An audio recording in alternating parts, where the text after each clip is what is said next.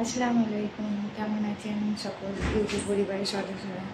আশা করি ভালো আছেন, আমিও ভালো আছি। তো আজ আমি বানাতে চলেছি পুঁই শাক। তো দুবাইতেও পুঁই শাক পাওয়া যায়, যেমন গ্রামে আমরা পুঁই শাক বানাই ঠিক তেমন পদ্ধতিতেই আর কি বানানোর চেষ্টা করব। তো তার জন্য কী কী নিয়েছি তো আপনারা একবার দেখে নেন।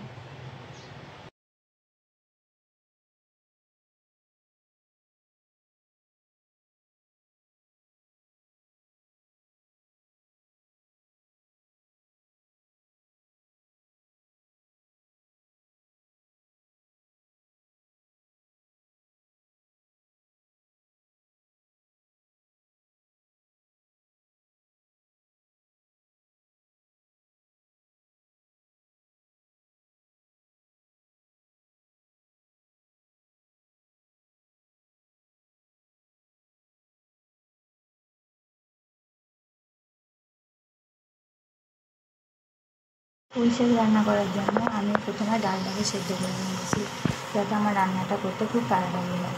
তো আমি এখানে একটা পাত্র নিয়ে নিয়েছি, এর মধ্যে দিয়ে দিচ্ছি সর্ষের তেল। তেলটা আমার গরম হয়ে গেছে, এর মধ্যে আমি দিয়ে দেবো কেটে রাখা আলু আর কুমড়োটা।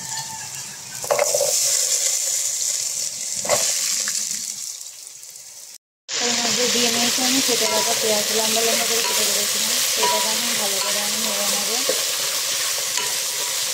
অল্প একটু নুন দিয়ে এটাকে হালকা করে সিদ্ধ করে নিলে আর একটু বেশি ভালো হবে। তো আমি এর মধ্যে একটু নুন দিয়ে এটাকে ভালো করে সিদ্ধ করে নেবো। এর মধ্যে আমি দিয়ে দিয়েছি অল্প করে একটু নুন। আমি নুনটা লাস্ট দিয়ে করে এর মধ্যে আমি একটু নুন অ্যাড করে দিয়েছি।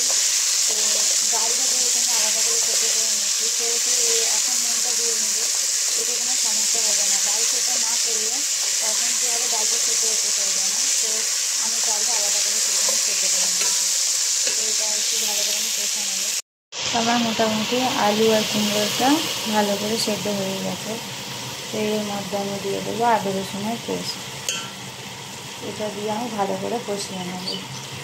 আপনাদের যতটা পরিমাণে সবজি আলু থাকবে ততটা পরিমাণে আপনারা আদা রসুনের পেস্ট ব্যবহার করবেন।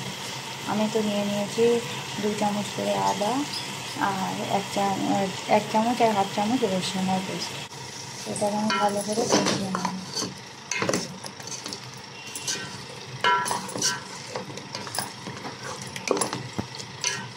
এর থেকে একটা সুন্দর গন্ধও আসছে। এর মধ্যে আমি দিয়ে দেবো সেদ্ধ করে রাখা ডালটা। এবার ডালটাকে দিয়ে ভালো করে আমি নেড়ে নেব। এখানে আমি ডালটা দিয়ে ভালো করে নেড়ে নিয়েছি আর আদা রসুনের পেস্টটাও ভালোভাবে মিক্স হয়ে গেছে। তো আমি এর মধ্যে মশলাগুলো দিয়ে দেবো। এখানে দিয়ে নিচ্ছি হলুদ, জিরে, ধনের গুঁড়ো। এটাকে আমি ভালো করে নেড়ে নেব। এর মধ্যে দিয়ে দিয়েছি আমি গুঁড়ো লঙ্কা সব শেষে। এখন এটাকে ভালো করে আমি মিক্স করে নেব। এর মধ্যে আপনারা অবশ্যই অল্প অল্প পানি অ্যাড করবেন, নাহলে নিচে লেগে যেতে পারে। তো এটা আমি 5 মিনিট ধরে কষে নিয়েছি। তো এর মধ্যে আমি এবার পুঁই শাকটা দিয়ে দেবো।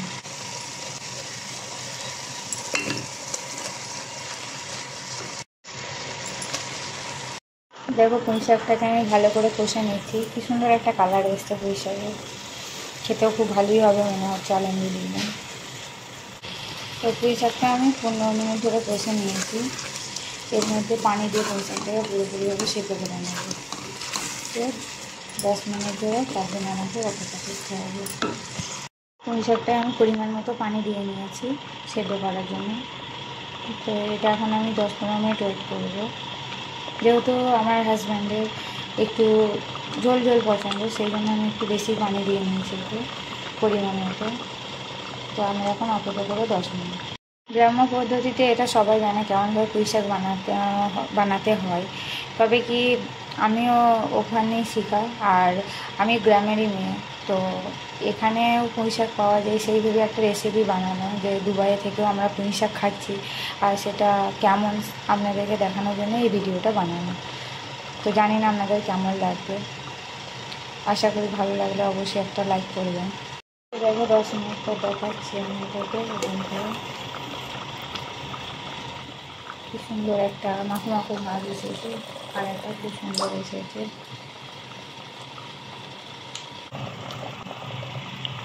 তো শুধুমাত্র পুঁই শাকটা সেদ্ধ করার জন্য আমাকে আরও 10 মিনিট এটাকে ভেজে নিতে হবে।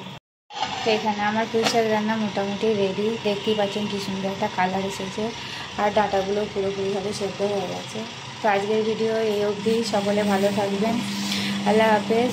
আর রেসিপি কেমন লাগলো অবশ্যই জানাবেন। যতটা আমি শিখেছি সেই অনুযায়ী আপনাদেরকে শেয়ার করলাম। তো এটা মায়ের কাছ থেকে শেখা, সব কিছু মায়ের কাছেই শিখতে হয় ছোটো থেকে। তো জানি না কেমন লাগবে আপনাদের। তো আমার এখানে ভিডিওটা আমি বেশি বড় করছি না। সকলে ভালো থাকবেন, দোয়া করবেন। আল্লাহ হাফেজ।